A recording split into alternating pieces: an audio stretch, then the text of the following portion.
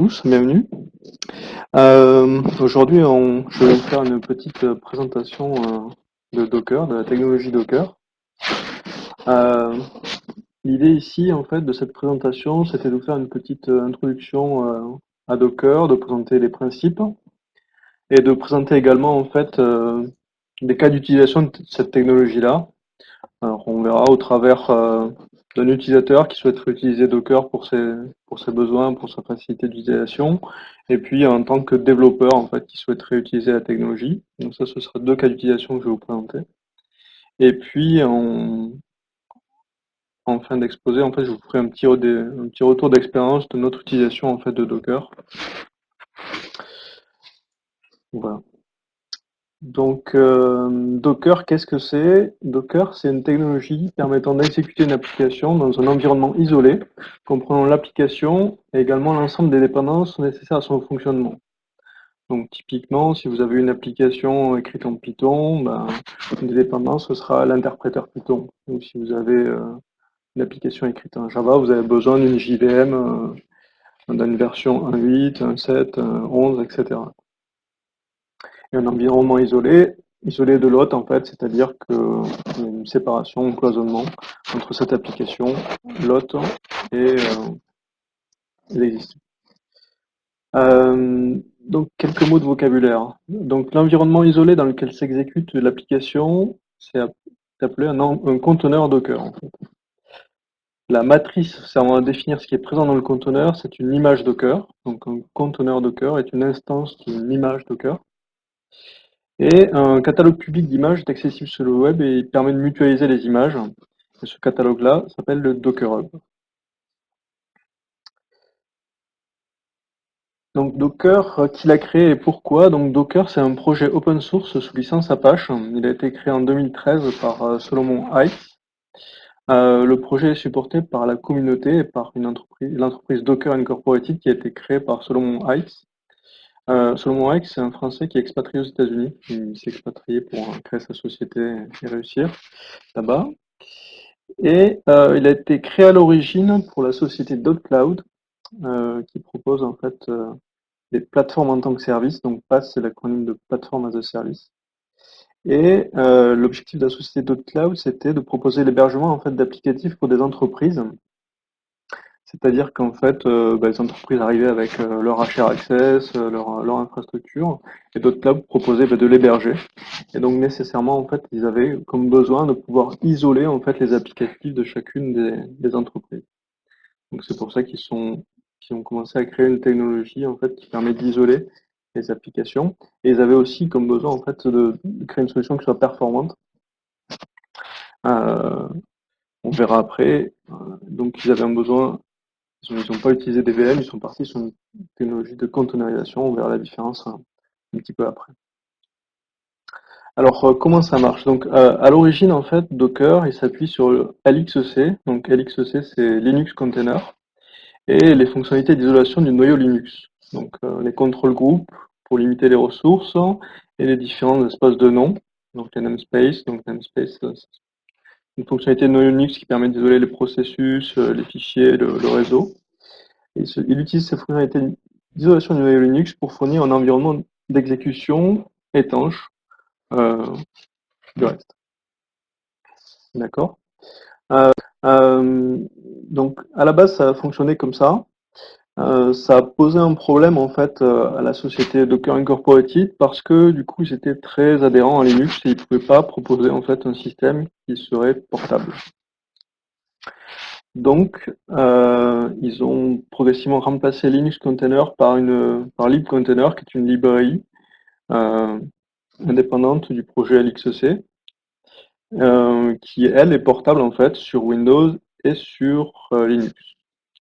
Et ensuite, en fait, ils ont modularisé la partie serveur en créant des outils spécifiques pour la création de conteneurs d'un côté et pour la gestion du cycle de vie des conteneurs de l'autre.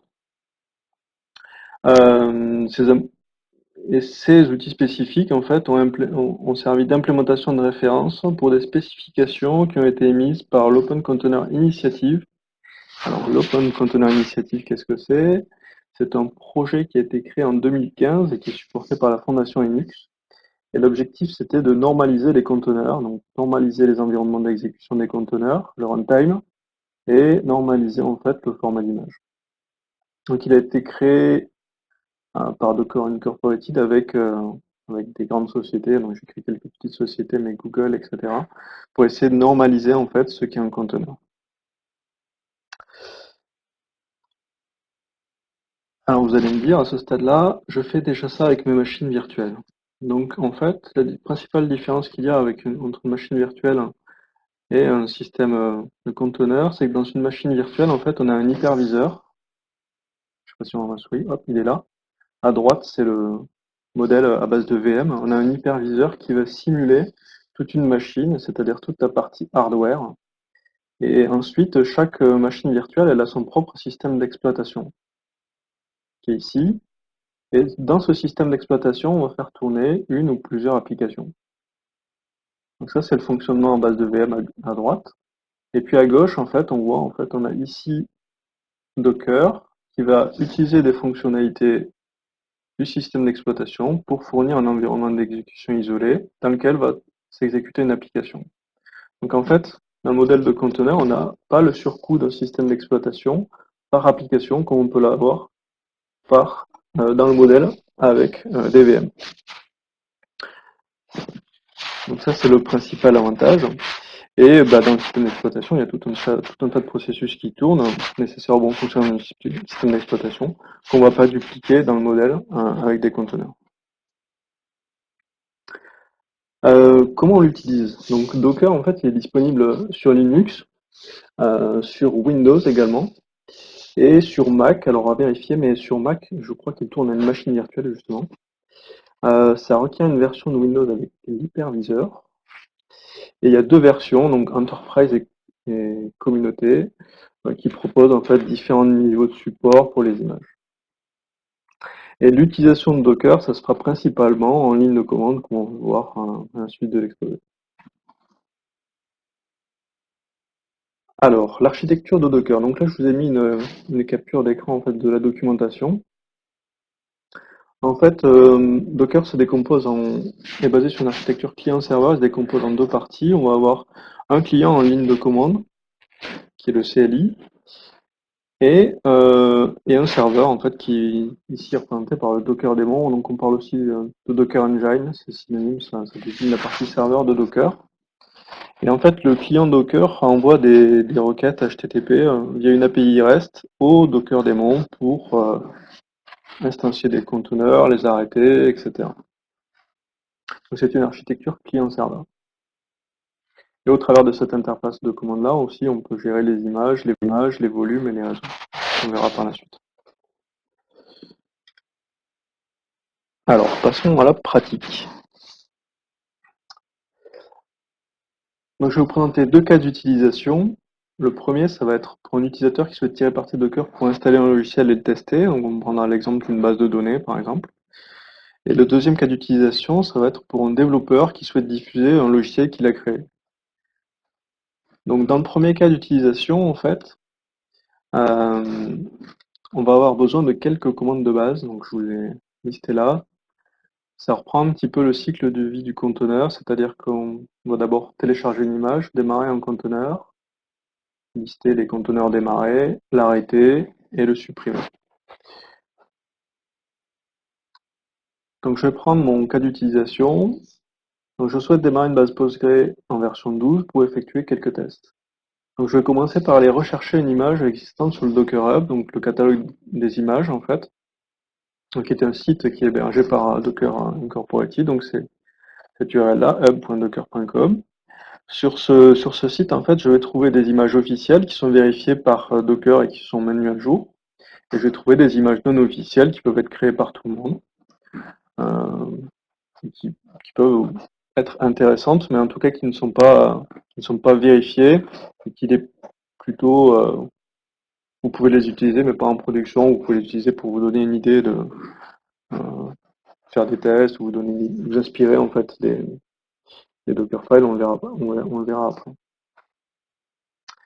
Euh, Donc dans mon cas d'utilisation, moi, je vais rechercher en fait Postgre sur le Docker Hub et voir s'il y a des images en fait de Postgre existante. Donc là, c'est le cas en fait.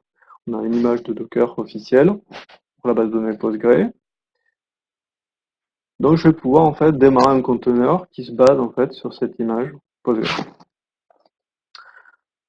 Donc je vais taper en fait ma commande Docker container run et je vais préciser en fait ici l'image, donc Postgre, et la version que je souhaite. Donc là c'est la version 12.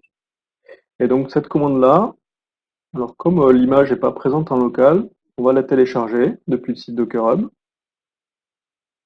Donc là c'est une commande qui demande l'exécution d'un conteneur. Donc le serveur Docker, le démon Docker, connaît pas l'image, il l'a pas déjà téléchargé, donc il va la télécharger, c'est ce qu'on voit ici dans le loading. Il va la télécharger depuis Docker Hub et il va ensuite démarrer un conteneur. Donc là en fait l'image elle est téléchargée, le conteneur est démarré et la base est prête à être utilisée. Donc c'est ce qu'on voit là. Postgre a fini de démarrer, le port 5432 est en écoute et il attend les connexions. Donc là, à ce stade-là, ma base est démarrée, je suis content. Alors, en réalité, pas tout à fait. Pas tout à fait parce que je vais revenir sur quelques particularités des conteneurs. C'est que, c'est ce que je disais en introduction, ils sont isolés de l'autre par défaut. Et que donc par défaut, il n'y a pas de communication réseau possible et pas de partage de données. Alors, pas de communication réseau, ça veut dire qu'en fait, je peux pas me connecter à la base que je viens de démarrer, et pas de partage de données, ça veut dire que je vais pas pouvoir stocker des données de ma base de données, ce qui est un peu gênant. Alors, une autre particularité des conteneurs, c'est qu'ils sont monoprocessus. C'est-à-dire que j'ai démarré un conteneur avec une base de données, et que dans ce conteneur-là, il n'y a qu'une base de données qui s'exécute, que le processus Postgre. Et s'il est arrêté, en fait, le conteneur est arrêté. Un conteneur il doit être considéré comme éphémère, c'est-à-dire qu'en fait, les données qui sont stockées dans le conteneur, elles sont stockées de manière temporaire, c'est-à-dire que lorsque le conteneur s'arrête, on considère que ces données-là sont pas précieuses et peuvent être supprimées. Donc dans le cas d'une base de données, c'est assez gênant, puisque si je démarre un conteneur avec une base de données et que j'enregistre des informations dedans, ben, je vais pouvoir les conserver pour la suite. Dans le cas précédent, en fait, à ce stade-là, j'ai démarré un conteneur, ici, pardon. Si là j'enregistre des données, que le conteneur s'arrête et que je le supprime, ben, il y a un risque de perdre ces données. Donc c'est pas ce qu'on souhaite quand on démarre un conteneur avec une base de données. Donc on va recommencer, et cette fois-ci, en fait, on va d'abord créer un volume. Donc il y a une commande qui est dédiée à ça, qui permet de créer un volume. Et ensuite, en fait, on va associer ce volume au répertoire en fait, de Postgre qui va stocker la configuration de la base et les données. Donc en créant ce volume, en fait, je crée un partage entre l'hôte et puis le conteneur qui nous permet de persister les données. D'accord? Et deuxième point, c'est que je crée une association entre le port de l'hôte et le conteneur, ce qui me permet cette fois-ci de me connecter à ma base de données. Donc là, à ce stade, j'ai démarré une base de données dans un conteneur et je peux m'y connecter et les données sont persistées sur le file system de l'hôte au travers du volume. Donc ça, c'était si je veux savoir où se trouve en fait le volume que j'ai créé, il y a une commande spécifique et on voit qu'en fait, ce volume-là va se retrouver dans le file system à cet endroit-ci et que dans ce dossier-là, en fait, on va retrouver tous les paramètres de la base de données. D'accord, qui sont sortis, extraits du conteneur et qui sont disponibles sur l'autre. Et lorsque je vais supprimer le conteneur, donc je peux l'arrêter, le supprimer, et bien ce répertoire-là ne sera pas supprimé, ce volume-là ne sera pas supprimé, ce qui va nous permettre de conserver en fait les données de la base de données et sa configuration. Donc on a quelque chose qui est tout à fait jetable et on a préservé les données. On va passer au deuxième cas d'utilisation. Donc dans ce deuxième cas d'utilisation, en fait, je suis un développeur, j'ai implémenté un algorithme et je souhaite le mettre à disposition. Donc là, l'objectif, ce serait de faciliter la reproductibilité des résultats en minimisant les étapes d'installation du logiciel. Donc l'exemple que je citerai après, c'est le projet Metilab en fait, dans lequel on a développé un algorithme, on a implémenté un algorithme en fait de comparaison d'ontologie, d'alignement d'ontologie, pardon. Et l'idée en fait, c'est de permettre de réexécuter cet algorithme-là pour reproduire les résultats qu'on va ensuite citer dans une publication. Donc pour faire ça, en fait, notre algorithme il avait besoin d'un certain nombre de composants logiciels. Donc on a besoin en fait de créer une image Docker spécifique à son logiciel qui va contenir en fait l'ensemble des différentes étapes de l'installation. Donc en fait maintenant on va voir comment on peut créer soi-même ses propres images Docker. Alors je vais partir d'un exemple plus simple que celui de mon algorithme dans un premier temps. Je vais partir sur une image qui va dériver d'Ubuntu.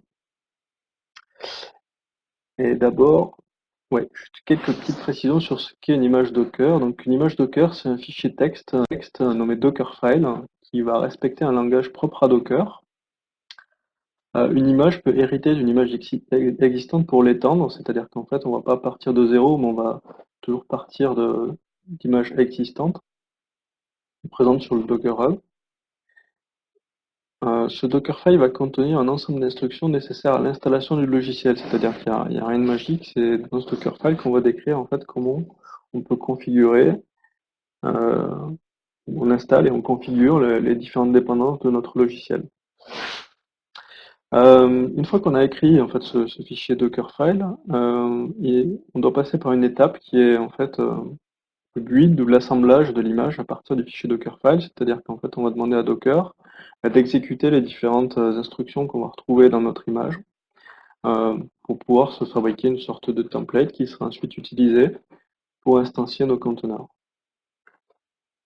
À noter que l'image qui est réalisée, elle va rester en local, elle est privée et elle n'est pas partagée instantanément sur le Docker Hub. D'accord? Donc, je vous ai mis ici en fait un petit exemple de Dockerfile. Alors, il est très minimaliste et puis il va démarrer un programme qui est très utile. Donc, la première ligne en fait, elle précise qu'on va partir de la distribution Linux Ubuntu. Dans la dernière version, vous pouvez préciser en fait la version, là j'ai mis la test. Et run, ça permet de lancer des commandes d'installation.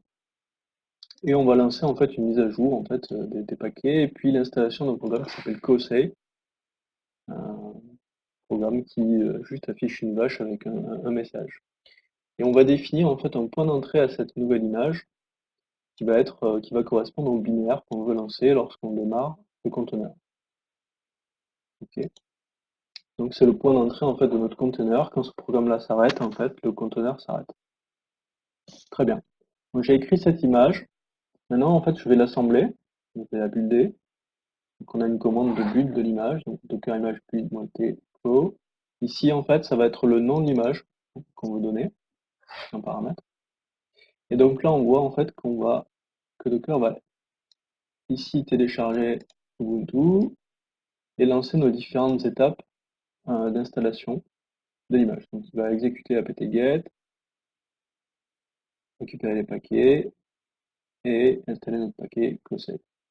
D'accord? Et une fois qu'il a terminé ça, il a fabriqué son image, c'est-à-dire on pourra partir de cette image-là pour maintenant démarrer des conteneurs qui se basent sur cette image-là. Et donc maintenant, en fait, j'ai plus qu'à utiliser mon image, donc docker container run, j'exécute, je lui demande la création d'un conteneur basé sur l'image qui s'appelle co, et ici, en fait, je lui passe un petit paramètre qui va aller directement en paramètre du programme qui est défini comme étant le point d'entrée qui est cosei. Et donc du coup, on va afficher un petit message, je suis une vache, et on va dessiner notre vache. Très bien. Bon, nous, on ne développe pas des programmes qui affichent des vaches à l'INRA. Je peux repartir sur mon exemple original. Donc le programme, l'implémentation de mon algorithme d'alignement, cette implémentation requiert un jeu de données de test, une version de Java données, de Maven, Dant, pour pouvoir fonctionner correctement. Donc on prend deux ontologies en entrée, puis on produit une série d'alignements entre ces deux ontologies-là. Donc on a un fichier résultat en sortie. Donc dans la vraie vie, on a quelque chose qui ressemble à ça. Donc je vous ai mis en haut, toujours pareil, en fait un exemple de Dockerfile, où on va avoir hop, from, on dérive de cette image Maven, où on a déjà. Maven, c'est une sorte d'outil, c'est le makefile du Java, quoi, pour, pour préciser. Donc on a ici une image où on a déjà Maven installé et un interpréteur Java, une machine virtuelle Java, qui est prête à être utilisée. Donc on va créer un certain nombre de dossiers qui sont nécessaires au bon fonctionnement de l'application. C'est nos premières étapes là, qui sont exécutées par la commande run. On va copier des données de test, le code source de l'application, tout ce qui nous est nécessaire. On va dézipper un jeu de données. Et ensuite, comme point d'entrée, on va définir la commande Maven. Donc là, c'est comme si je faisais un make. Et on va exécuter. Cette commande-là va démarrer, en fait, lancer l'alignement, en fait, lancer l'algorithme d'alignement. Donc une fois que j'ai défini en fait ce Dockerfile, du coup, je vais assembler.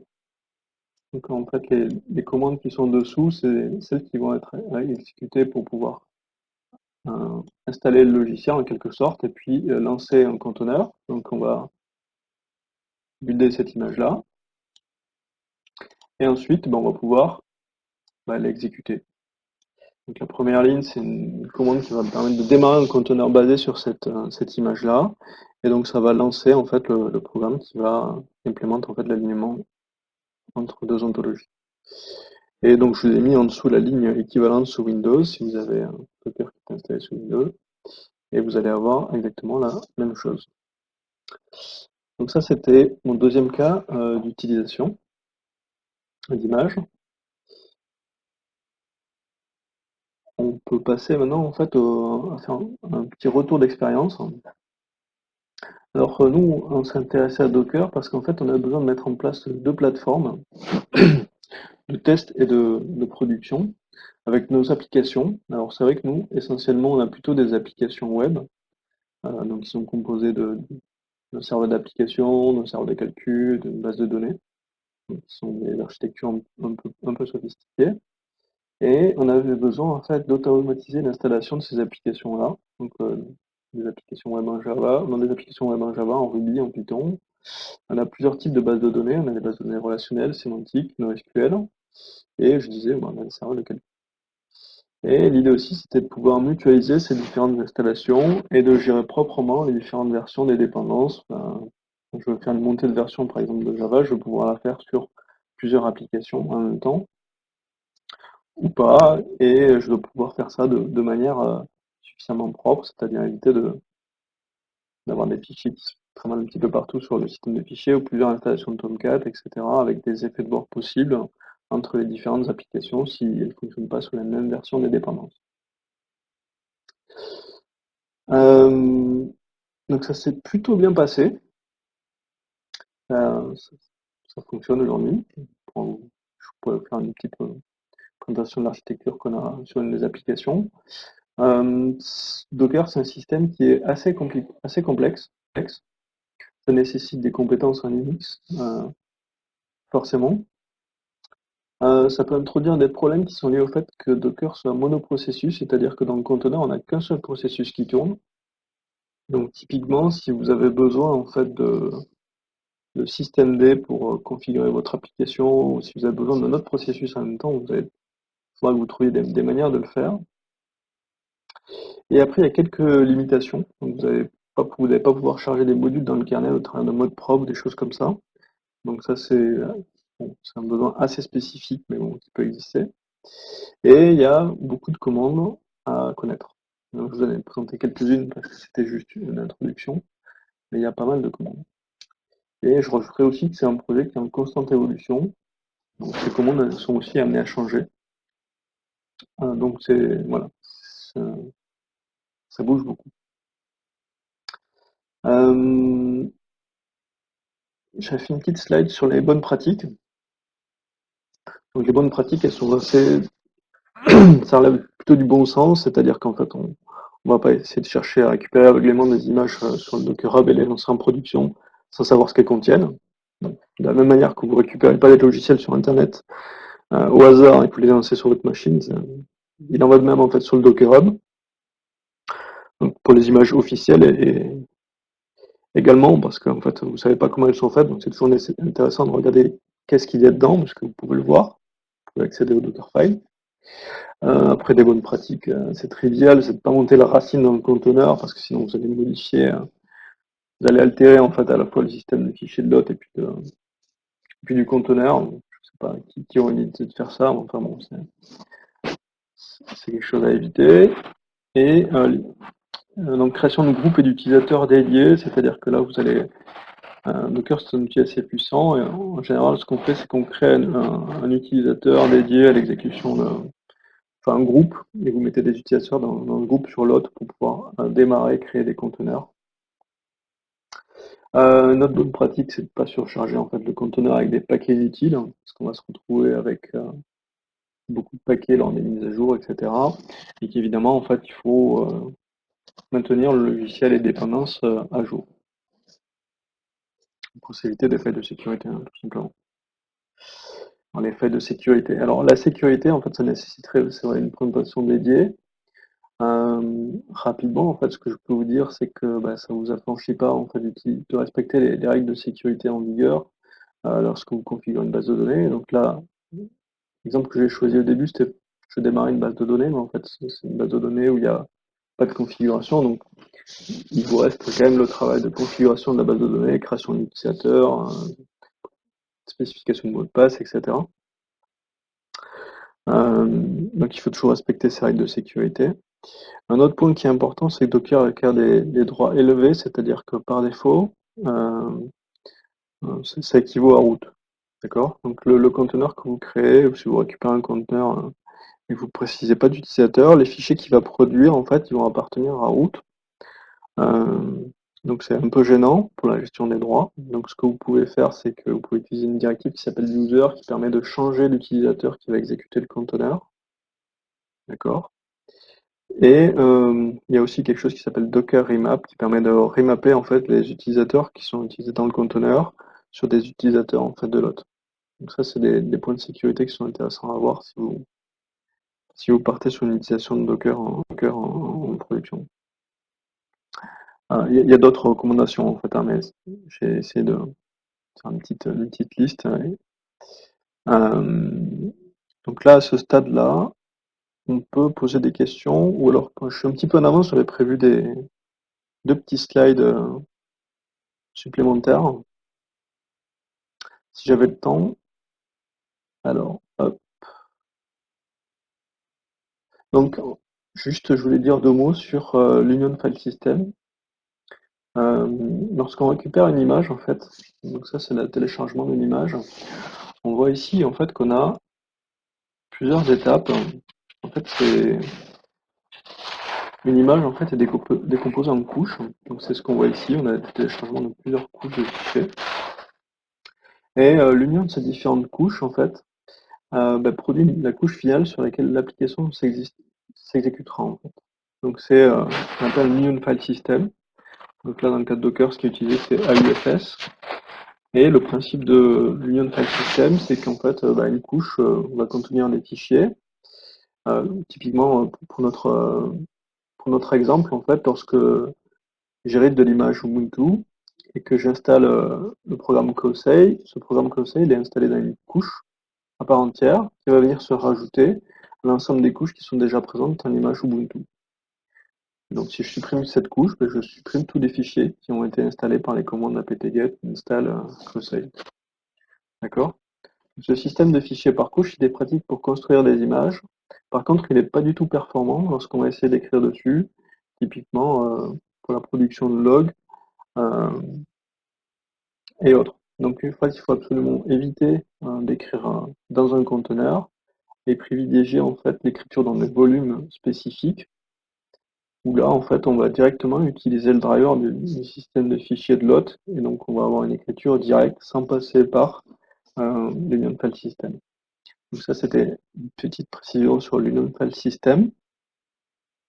Et puis le dernier point que je voulais aborder c'était Docker Compose. Alors dans la vraie vie en fait l'utilisateur de Docker il va avoir besoin de passer des paramètres au conteneur, donc plusieurs volumes de ports, un nom pour le conteneur parce qu'il s'y retrouver, un réseau spécifique, et il a aussi besoin de démarrer plusieurs conteneurs avec des relations de dépendance en même temps. Et typiquement, une application web, elle a besoin d'une base de données. Bon, bah, en fait, ça sert à rien de démarrer l'application web si la base de données n'est pas démarrée. Donc, on a une relation de dépendance entre les deux. Euh, donc ça, en fait, c'est difficilement réalisable en ligne de commande. Et donc, ce qu'il est possible de faire, c'est d'utiliser Docker Compose, qui est un autre outil en ligne de commande. Hop, je vais vous afficher quelques commandes supplémentaires. Donc, Docker Compose, c'est un outil en ligne de commande et c'est aussi un fichier qui s'appelle dockercompose.yaml et ce fichier-là, il vous permet en fait de préciser toutes les options que vous allez pouvoir passer au conteneur. Donc, vous allez retrouver celles que vous passez en ligne de commande et vous allez aussi pouvoir préciser en fait des relations de dépendance entre les conteneurs. Donc ici, dans mon exemple, en fait, on a ici un premier conteneur qui s'appelle CentOS Factor, qui est en fait le serveur d'application avec l'application installée. Et il va dépendre en fait d'un autre conteneur qui est ici un serveur de calcul. Et puis encore un peu plus bas, on va pouvoir préciser. Ici, en fait, on va pouvoir préciser le serveur de calcul, l'image sur laquelle il est basé, les volumes qui seront montés en fait dans ce conteneur, le serveur de calcul. Et puis, je n'ai pas parlé, mais on va pouvoir dédier un réseau privé à ces conteneurs-là. Donc, et une fois qu'on a créé ce fichier-là, en fait, on va pouvoir, au travers de cette commande-ci, compose up, je vous ai pas fait toutes les commandes, mais celle-ci va vous permettre de démarrer plusieurs conteneurs. Au lancement de cette commande-là, en fait, Docker Compose va lire le fichier YAML au-dessus, et puis démarrer en fait les conteneurs associés, avec cette fois-ci un ordre précis en fonction des dépendances, et puis il va monter également les volumes, faire le mapping de port, etc. entre les différents conteneurs. Voilà, donc ça c'est l'utilisation de Docker Compose pour automatiser en fait le démarrage de plusieurs conteneurs. Enfin, là je vous ai mis une petite capture qui est une représentation en fait d'une application. C'est l'application eFactor. Et l'application eFactor, en fait, elle a besoin d'un serveur de calcul. C'est ce qu'on a vu ici dans notre fichier Docker Compose. Et elle a besoin aussi d'une base de données sémantique, donc qui est Fuzeki. Donc le pointillé, là, ça représente une relation de dépendance. J'ai la légende, mais elle s'affiche, c'est assez petit. Donc en fait, elle dépend voilà, de deux conteneurs. En conteneur base de données, un serveur de calcul. C'est ce qu'on va retrouver comme déclaré comme dépendance dans notre fichier YAML. On a les ports qu'on va retrouver ici, et puis on va avoir différents volumes qui sont montés pour héberger la configuration de notre serveur d'application, et puis un répertoire qui va nous servir à stocker les logs, enfin un volume qui va nous servir à stocker les logs pour éviter l'écriture en fait dans les logs. Donc ça c'est un exemple c'est une représentation en fait des différents conteneurs nécessaires pour lancer notre application. Donc on a 3 conteneurs pour l'application eFactor. Voilà, donc j'ai terminé ma présentation. On peut revenir, si vous voulez, aux questions, ou revenir sur des points en fait à préciser.